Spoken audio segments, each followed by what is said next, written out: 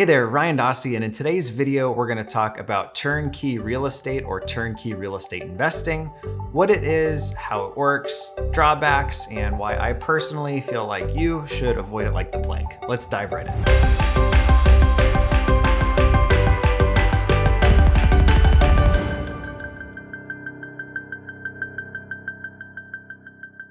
I want to thank you guys for taking the time to tune in and check out this video. Before we start, all I'm going to ask if you find this video helpful as you're watching it is like the video. That helps us out on YouTube, and be sure to subscribe.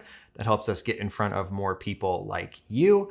I don't have turnkey properties to sell you. I don't own like a turnkey outfit or anything. I don't sell a course or anything on turnkey real estate investing. So this is strictly to help you prevent some of the pitfalls, kind of some of the traps that I've seen other investors fall into. Let's dive right in. According to the website Investopedia, there's 3 things that you want to consider when you're looking at purchasing a piece of real estate. And the first thing they say is location. So like, what kind of school districts are you in? Is it walkable? Is it a place in town where you ultimately want to be? I've actually heard that second and third are also location and location, but their second one they have, I really agree with, and that is valuation. Are you getting a good deal when you purchase the property or not? I'm a firm believer that you make your money when you buy or through like value add construction. And well, you're going to make a lot less money if you're overpaying. And the third thing they recommend considering, which I think is super important, is like long-term look of that particular part of town that that asset is in. Is it in a part of town where people are moving into or moving out of? Is crime going up or is crime going down? Are property values rising or not? You don't want to buy something just because it looks good today if everybody's fleeing that particular part of the city or country. So when it comes to turnkey real estate or turnkey real estate investing, if you're not familiar with that term, it's primarily something that's pitched to out-of-state or out-of-country investors. A lot of folks in California are interested in out-of-state or turnkey investing because it's like passive or like hands-off. So in theory, you have a turnkey provider, or what they call like a turnkey operator, that will find a property, remodel it, place ideally a quality tenant in there, and then you purchase that property almost like for the return. So if you think of it almost like investing in like bonds or something, the thought process is, you put in $100,000 and you're going to get a particular cap rate or a particular, 8, 9, 10% annual return on that property if everything goes well.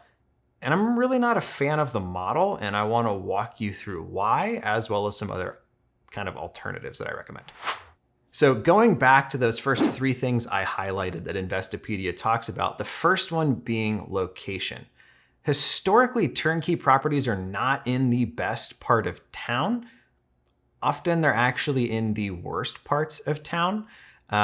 So, if that's the most important thing of being in a desirable area, often these are properties that are like bought and sold at like tax auction or foreclosures.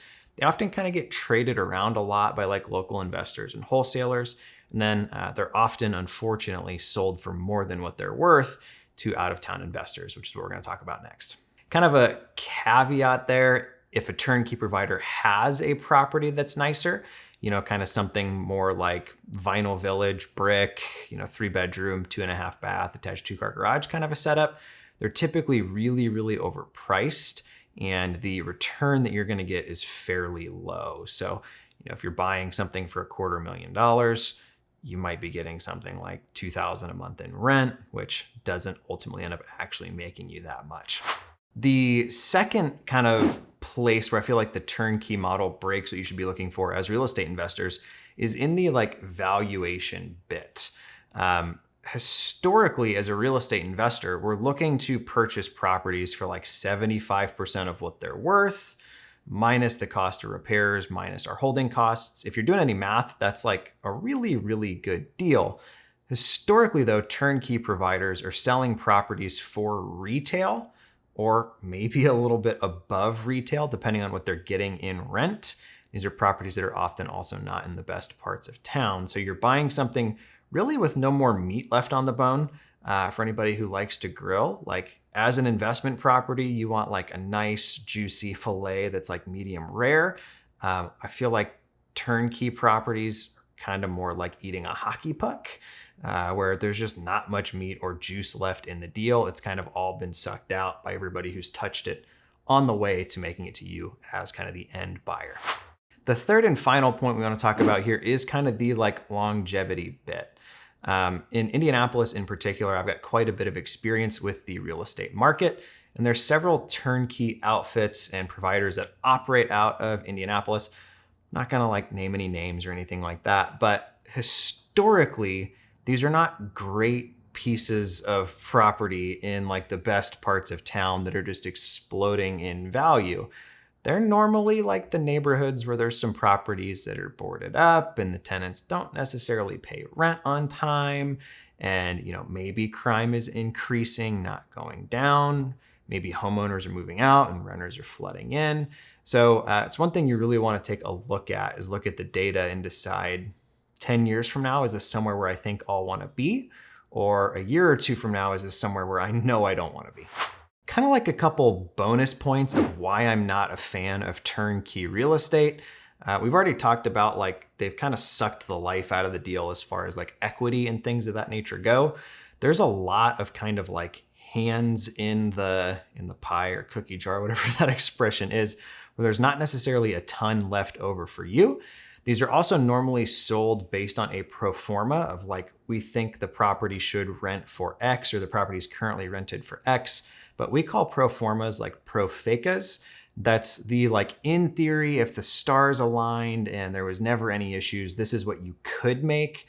The reality is it's not normally what you end up making. There's a real estate syndicator named Ben Leibovich out of Phoenix, Arizona, who I look up to quite a bit. And he's got kind of the phrase or expression of like, don't buy $30,000, $40,000, he calls them pigs in the Midwest, kind of these really rough properties. The downside is they're often sold to people based on kind of that like pro forma that are overpaying for a hypothetical return that they're not necessarily going to get. A lot of the times they're out of state or even out of country. They've never seen the asset. They've never walked the neighborhoods. So they don't really know what they're getting into. So if you're in a position like you live in California or, the Pacific Northwest, and you're priced out or stuff doesn't really cash flow in your market, I do have some tips. This isn't just like me roasting turnkey real estate investing and saying it's a horrible business model. In fact, I'm sure that there's people that make money off of it. I just often see the turnkey providers and the property managers that they turn the property over to being the ones that are making the majority of the profit because everything is marked up. They're buying the house at a discount. They're selling it to you for more. They're getting it rehabbed, typically not like perfectly at a discount, selling it at a markup. When they go to put a tenant in that property, they're often charging like half of the first month's rent or the first full month's worth of rent. Any service calls you have, they might have a guy who's doing it hourly, but guess what? You're not just paying his wages, you're paying the markup on his time, so there's some profit. You're paying the markup on parts. And, God forbid you have something like an emergency call where they've got to pull in another sub. It's already going to be expensive if you're local and coordinating that yourself, but you're going to pay like a markup on the markup of the markup to get that kind of work done. So it often kind of looks like you're purchasing a property and this is the return you're going to get on it. But realistically, there's all these other like little markups. We call it like the California tax or the out-of-state investor tax that you're going to get hit with at every corner, from leasing to maintenance. And that can really, really eat into kind of that pro forma or that promised return that you were offered. So unfortunately, as a real estate investor who buys properties off market for cash in Indianapolis in particular, we run into a lot of real estate investors, particularly folks in California or kind of like the more affluent, coastal areas of the country that buy these properties thinking they're getting something and they end up getting something else totally different in return. And they'll call us and want to sell these properties. And as we get into the conversation, we realize that like they paid 2 or even 3 times what that property was actually worth. So how to make sure you don't get taken advantage of if you're looking at a turnkey deal or talking to a turnkey provider? One, get on a plane, go out and actually look at the house. Walk through it, walk around the neighborhood. Is this something that you're comfortable with? Is this something that you personally want to own? I mean, I know it's not in your market, and kind of the lure or the sex appeal almost is like, oh, it's so cheap. I can't believe I'm buying a house for $100,000. But you might want to walk down that street at 6 o'clock on a Friday and decide if that's really something that you want to own and want to be responsible for long term. Second, I always recommend getting either an appraisal done or a BPO, which is a broker's price opinion, basically a local realtor telling you what they think that property's worth. Appraisals can and sometimes do come in high, but if something appraises at $60,000 and the company who's wanting to sell it to you is like, well, it rents for $1,000, so we're selling it for $100K, it's a pretty good indicator that you're overpaying for that property. Not to mention, good luck refinancing it or getting a mortgage on it when you're that upside down in it. The third thing that I always recommend is get an inspection done. Just because something looks good in pictures doesn't mean that it's actually in good condition or that things were done the right way. Early on in my career, I struggled with this quite a bit with contractors because I'm not a contractor myself, in like looking at something and like, well, I think it looks fine, but have like an experienced licensed professional dig through that property with a fine-tooth comb to make sure that you really understand what you're buying. It's a lot easier to negotiate to get things fixed on a property prior to buying it than after the fact to be like, oh, hey, Mr. Turnkey provider, it has all these problems. You said it was fine. Like at that point, you don't really have any leverage in getting them to fix issues that might come up. The final tip I have for you if you're considering turnkey real estate investing would be to talk to other people that turnkey company has sold properties to. Figure out who their property management company is, if they're doing it in-house or if that's a different company, and try to find reviews on them. Try to get kind of some firsthand experience. Bigger Pockets is a great resource to throw up like, hey, I'm looking at buying this property from company X. Any thoughts on it, to kind of just get like unbiased feedback from other investors. So if you're watching this and you're like, well, I wanted to do turnkey real estate investing, but Ryan has now made it sound awful. There are other options. Putting together like a local team, get in good with a good realtor and a good general contractor, and try to focus on buying something at a discount. It's absolutely going to be more work. It's not necessarily going to be like that easy button, but your portfolio should cash flow more and you should have a significantly better equity position if you're kind of involved in doing the work yourself and not buying it after everybody else has tacked on all of their profits. The second thing to consider is maybe you'd be better off investing into like a syndication where, an apartment developer or somebody is pulling capital and you're a part owner in that you can kick in, whatever dollar amount you want. It depends on the syndication, but some of them are as low as $25,000-$50,000. That could be a safer, way more like hands-off approach. No, I do not have a syndicating company. I'm not like pushing anyone either. So I don't have any like dog in that fight. It's just another way to kind of be like passive without taking on all the risk of like actual ownership just on yourself.